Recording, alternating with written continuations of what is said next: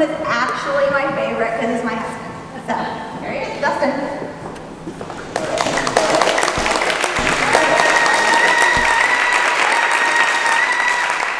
Since January, I published a weekly column on Inc.com, and as soon as I got that opportunity, I had a lot of people, you know, inside of the OPO and kind of around everywhere, asking either how can they get their company mentioned in you know, an article, one of my articles, or how can they become a contributor to Inc. or Entrepreneur or Forbes or a publication like that. So I just wanted to talk a little bit about that and share kind of some of what I've learned about both of those things. So yeah, and as you can see, I can't relate to Donald Trump about much, but the love of my own name is apparently one of them. It's really big up there, and I like it like that. So about us a little bit. Okay, McKissen & Company is a full-service public relations, marketing, and strategy company, and one of our other team members is actually in the crowd here. Alex works with me right there. She does an awesome job. And so yeah, we work with clients here in the United States, Latin America, Europe, and also St. Charles. So we have clients here in St. Charles and here on Main Street, and some of our best clients are here in St. Charles. So we work in a variety of industries, including the ones listed up there. I would say the commonality of the industries we work in is that they tend to be complex, and I like to think that it's very easy to hire writers or communicators or that sort of thing. But it's not easy to find people who you don't have to tell much and hire them to write about those sorts of industries. So I think that's kind of what we do best. About me, prior to founding my company, I was actually a trade association executive, which is a less morally reprehensible way to say lobbyist. Because that's some of what I did, but for Christmas trees, so I guess it's kind of a good guy. I am a top voice on LinkedIn, so I started publishing blogs regularly there a little over 2 years ago, and it kind of attracted a pretty big audience for that platform. So, and I continue to publish there. LinkedIn has been really good to me, and I've done some separate presentations for that. I'm glad to talk about that after the meeting if you're all interested. And I will talk about that a little in here. So yeah, kind of two parts here. One is how to get your business mentioned, and the other is some information I can share if you want to become a contributor to those, if you want to attempt to become a contributor. Anything I tell you is not a guarantee on either of those things, just some kind of helpful guidance on what works a little bit. So I wanted to talk a little bit about how platforms like Inc., Entrepreneur, and Forbes work, particularly the digital formats, not necessarily the tangible publications that we all see, but the digital formats. They have a really great business model for them. What they do is they outsource content creation to people like me, potentially like you. I am a paid columnist for Inc. I get paid on a formula of page views to something else that all adds up to par. So I don't count on that money. That's not a part of our company's business stream. That's really honestly date money for Megan and I.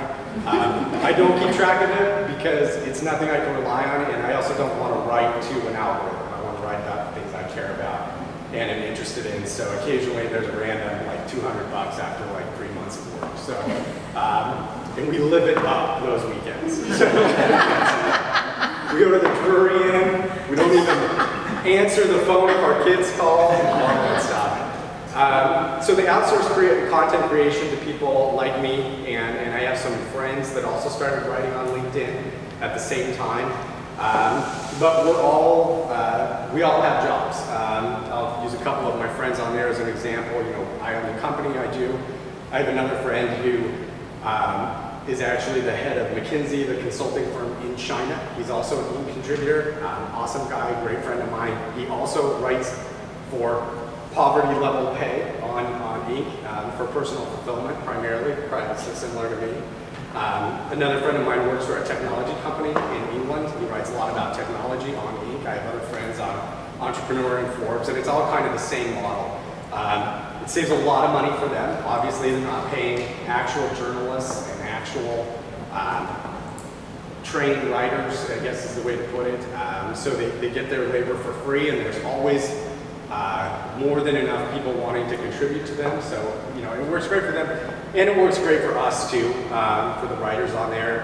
You know, really, you make your money back kind of on the other end in a way by being on ink. You know, that helps when I'm talking to clients or helps my friends do whatever they're doing. So there is a financial benefit. It's just not the pay problem. So if you came here hoping to make riches by writing on these platforms, I'm sorry to disappoint you.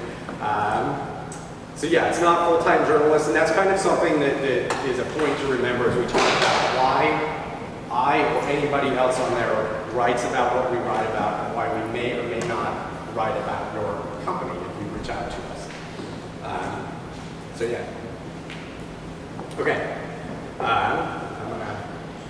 But okay, talking about, so when I first got this column, I immediately had companies start to reach out to me. Literally the first day I published it.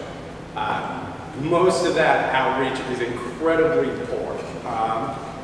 It sometimes almost comes off in kind of a threatening manner, in a way, like, you should really be writing about our company. And I'm kind of like, why? You know, I mean, I don't be rude back, but in my mind, you know, I generally just disregard those things. So, but this kind of, and I think maybe where that comes from is the idea that the writers on these platforms are journalists and therefore really should be looking for the best stories. And some people have made the assumption that their company is the best story, which is fine, but it's also, that whole premise is based on the assumption that we are journalists and are obligated to look for the best story out there. And again, that's not really how this all works. One of the things you should do if you want to reach out, and it is valuable for particularly a startup to get mentioned in ink, and not because when a writer mentions your startup or your company in ink, there's necessarily a flood of people that visit your website. It's actually more of a legitimacy thing when you're talking to potential funders or that sort of thing to say we've been mentioned in ink. It actually can make a difference and sort of just be one of those things that separates your startup a little bit from the pack when you're making those kind of connections. So the first thing you should do when you're reaching out to a writer, and this is actually very, very easy in today's world, is research and understand what the writer is interested in. You know, my friend Neil, who I mentioned earlier, writes about technology. If you are, for example, a real estate company reaching out to Neil, you're wasting your time. He's not interested in that. He doesn't write about that. That's not his career. That's not his preference. You're just really wasting your time. You know, but it's not just about not wasting their time. It's also identifying really what someone is interested in so you can try and make a genuine connection with them. So I'm a little bit more eclectic than a couple of other people that I mentioned. I write about a whole bunch of different sorts of things on Ink and LinkedIn. Usually, it's the very end product of a rant I've been telling Megan from the shower for like 3 days before the article gets published. Then I'm like, I can tell you're sick of this. I need to write something about it. Make other people sick of it. So no, but I mean, if you read through my writing, if you took the time to do that, and I don't mean all hundreds of things I've ever written, just a few things, you can glean some stuff that tells you a little bit about me as a person and my interests and the sorts of things I care about. And it's not even that you then write me, you know, a real long letter about those same things. It's that when you email me something, if I can tell you've taken the time to actually do that work, that's what matters far more than anything you'll say in reaching out, or even whether or not we agree on it. You know, politics, for one thing, we're going to hear about it comes up in my writing, and it actually works really well for me, given what we do and the types of companies we work with, that to actually write about that.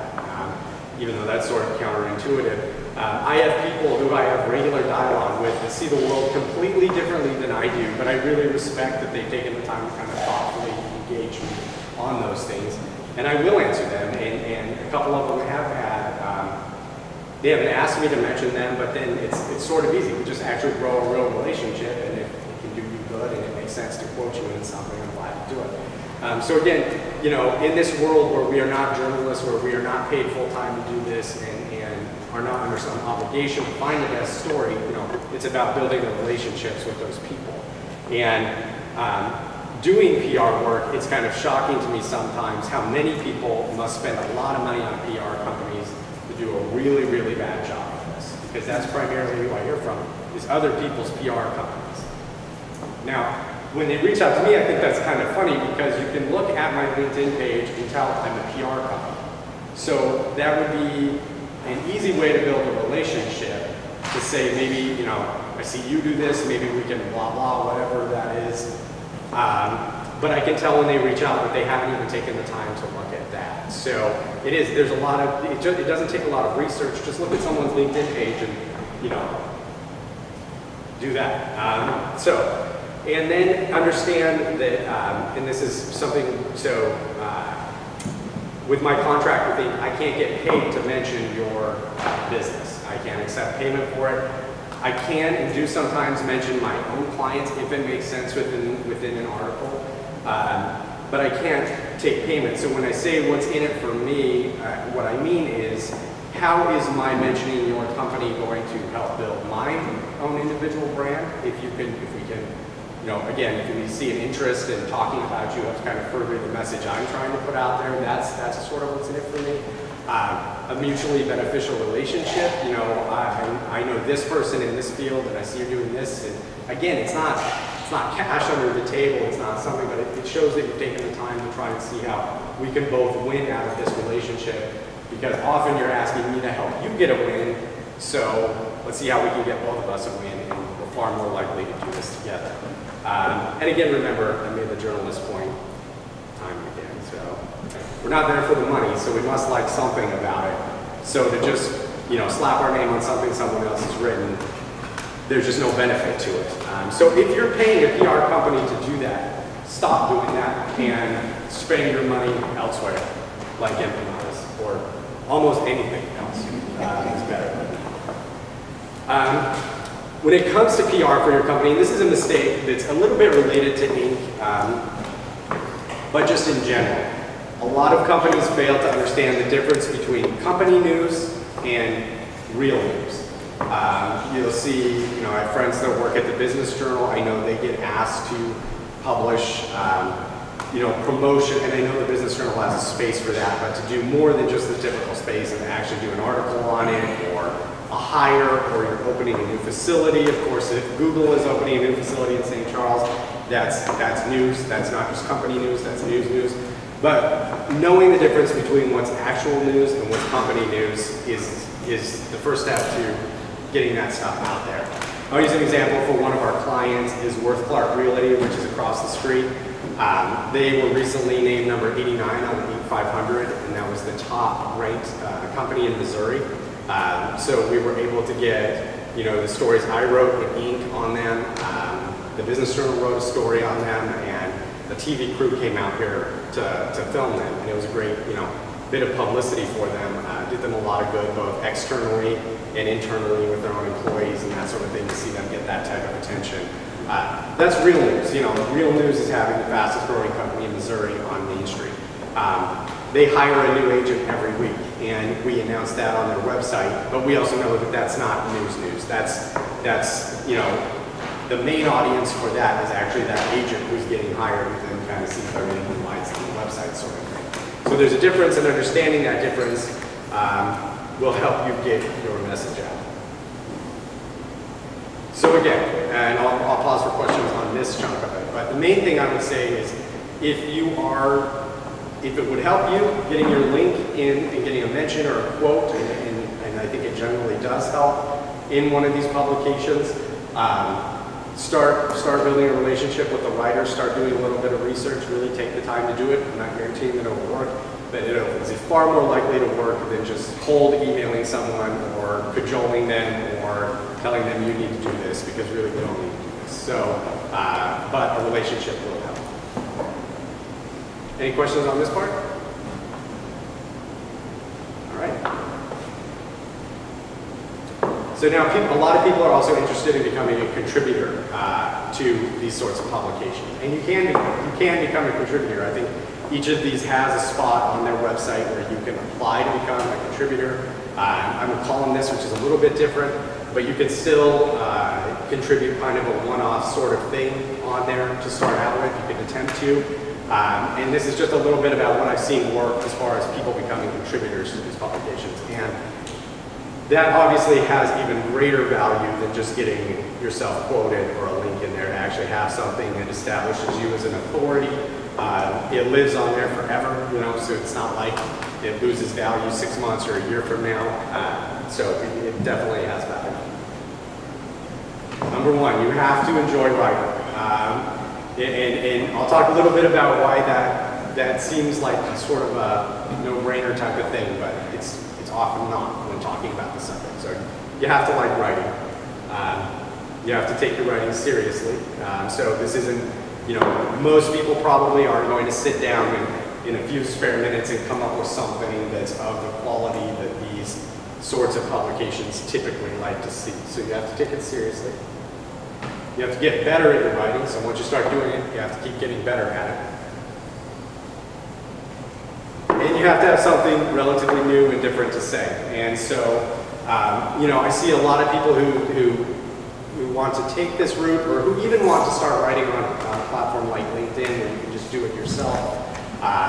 And I still love that platform. It brings me a tremendous amount of value.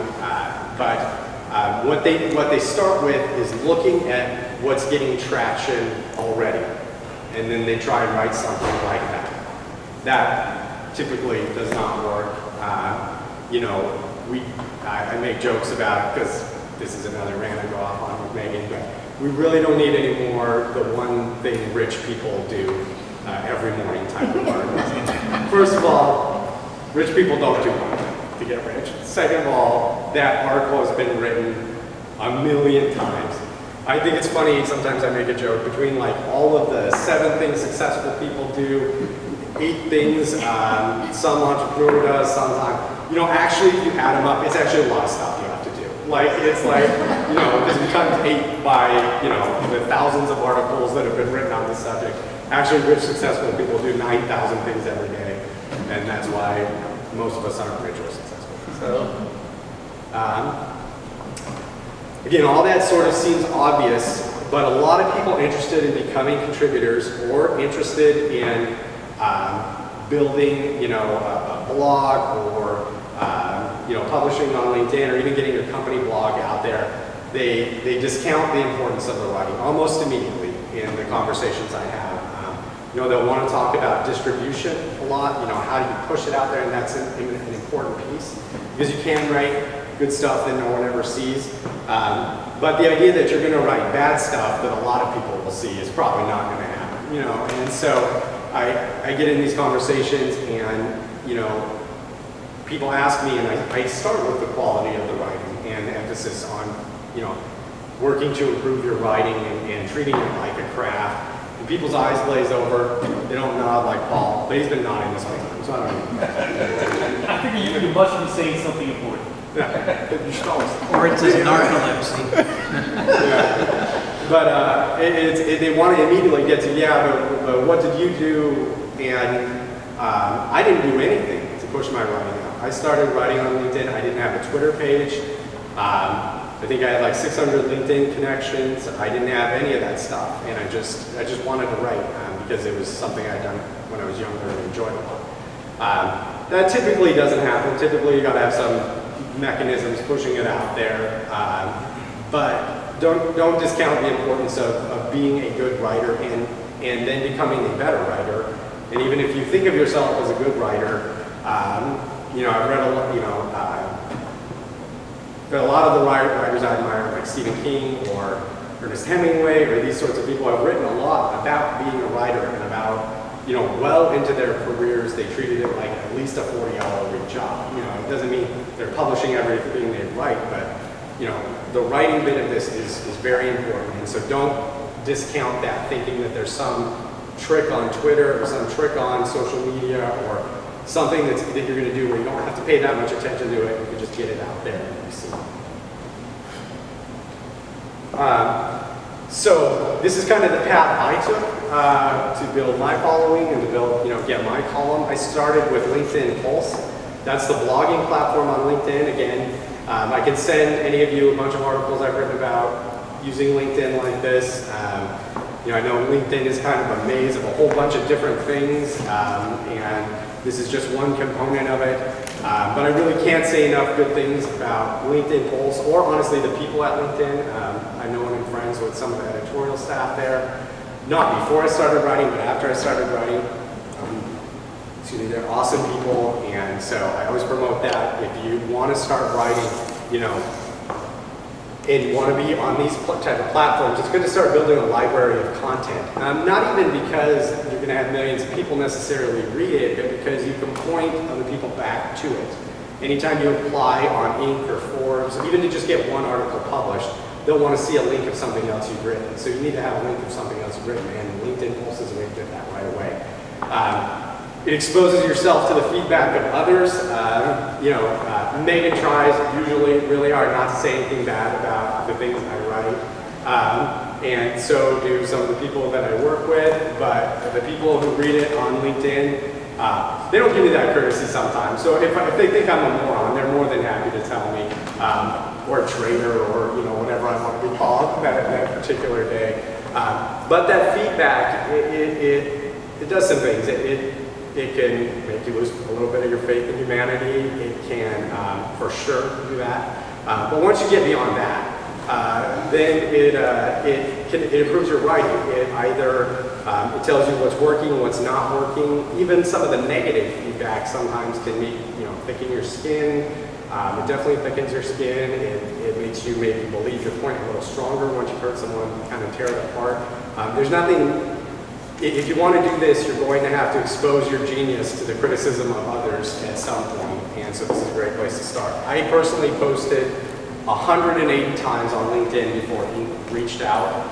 I could have reached out to them before that. I just got so much value from LinkedIn, I didn't really seek any other platform out.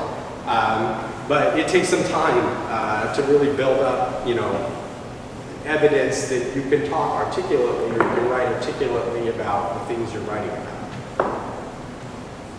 All right, so this is the end. So I wanted to talk a little bit about, and I wrote about this actually on Inc. today, if you want to go look at it. But content is just a fancy word for words, right? I mean, so it's just another way, in its written form at least. I know there's images and video and that sort of thing, but for the purposes of this, written content, content marketing, it's just words and pictures. And, if you're building a business, if you're doing anything, you need to have words on your website, you need to have words in your app.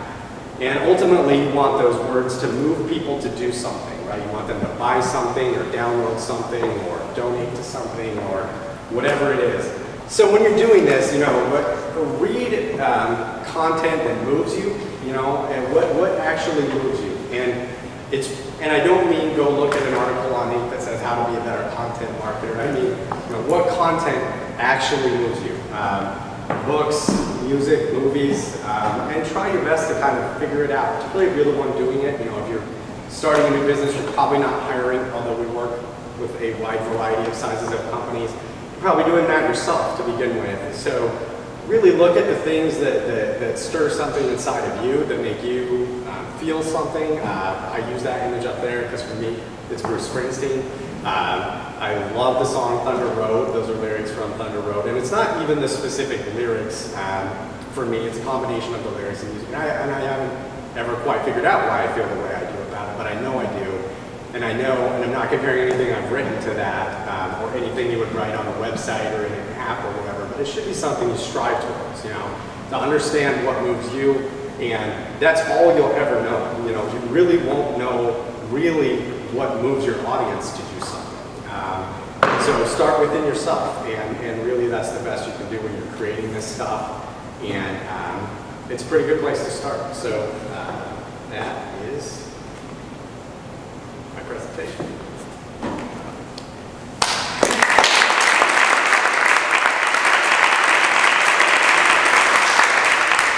Do you guys have any questions? To answer your question, take notes when you have an idea. I've had really, what I thought were really good ideas when I'm on the treadmill and I didn't take time to write it down, and by the end, they're totally wrong. So write it down, and the other thing is, if you're going to, start writing like this, and I do think there's a lot of value in it, just feed yourself. Feed yourself with outside information in whatever form it is, books, articles, podcasts, music, whatever it is.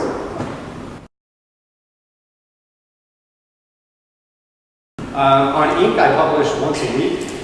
Megan, Jeremy. I publish once a week on Inc. I publish once a week on LinkedIn, and then we typically generate about 3 to 5 pieces of content for clients a week.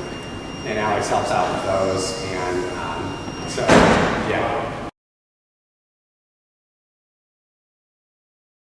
They're not the same article. You can actually do that. I have never reposted an article from LinkedIn to Inc. or vice versa.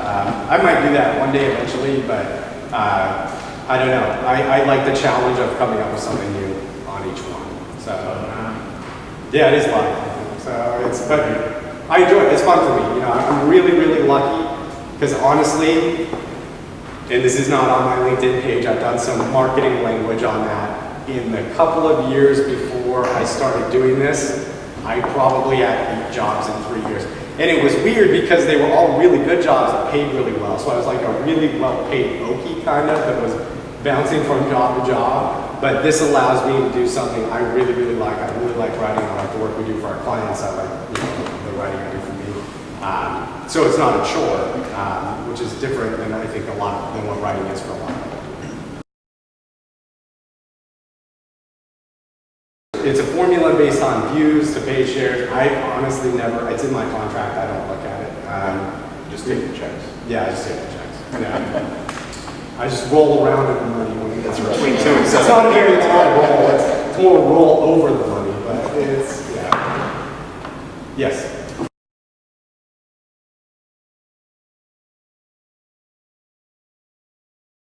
Okay, so Inc. has a fixed word length. They like to see things between 350 and 650 words. I always push the higher end of that. Sometimes I go over.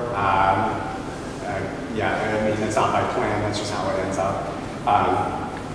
LinkedIn has no fixed word length. Most of my original posts on there, I would say I posted, I think, 213 times on there. I think 213 times just to be kind of vague, I know. And, so I'd say the first 200 were probably 500 to 700 words. I go longer now, kind of because of the things I write about. You know, I would say 500 to 700 words is a pretty good length, though. I mean, you know, I personally think anything less than that starts to get really unsubstantial. More than that, unless you are really skilled at it, typically goes too long. So, yes.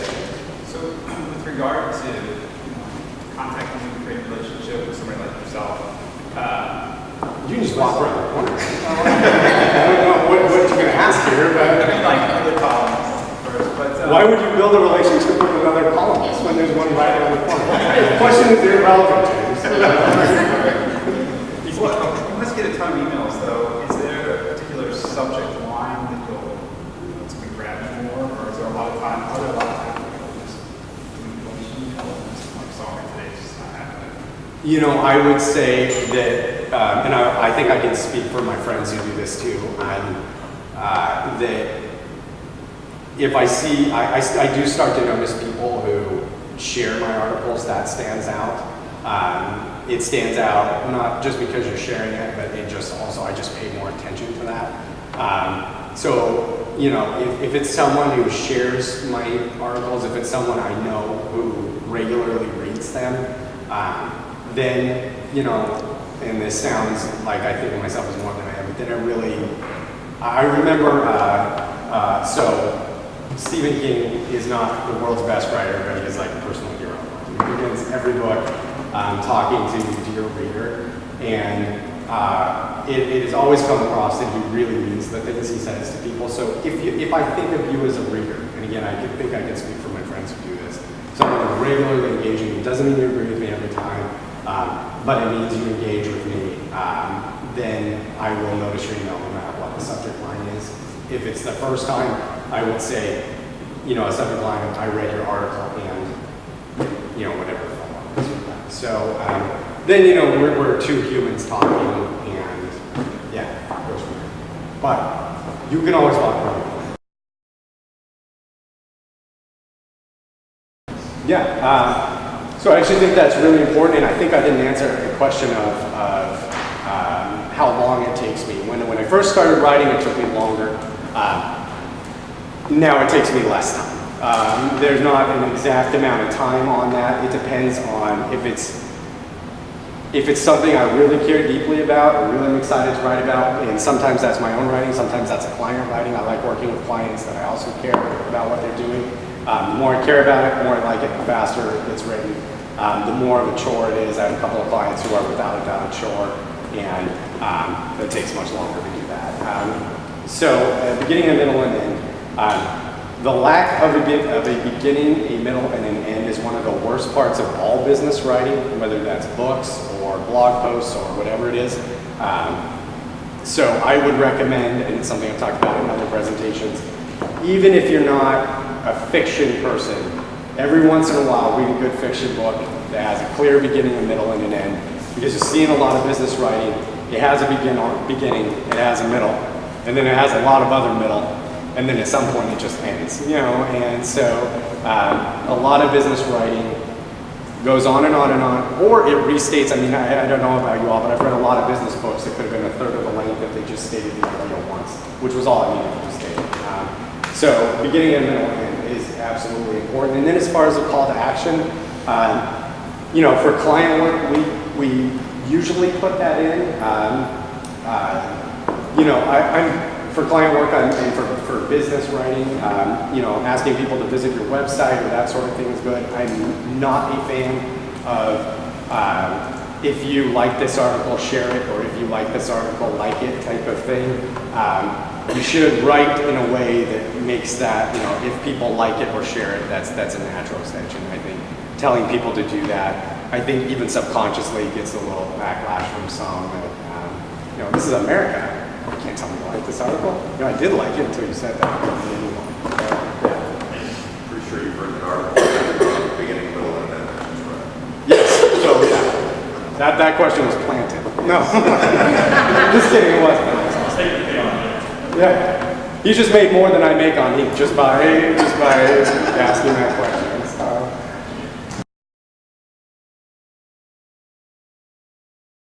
Yeah, I mean, so it's a pretty collaborative process. So, you know, if we are doing a long-term writing engagement, which is how I like to work with people, both for revenue for our company aspect, but also the longer we work with a company, the more the writing gets better, the process gets faster, the more on point we get with the message and that sort of thing. So it typically starts out with, if it's written content we're doing from them, we'll kind of collaborate on a list of topics and start going from there. And then I think in every client we work with, it ends up where we are kind of both equally suggesting things.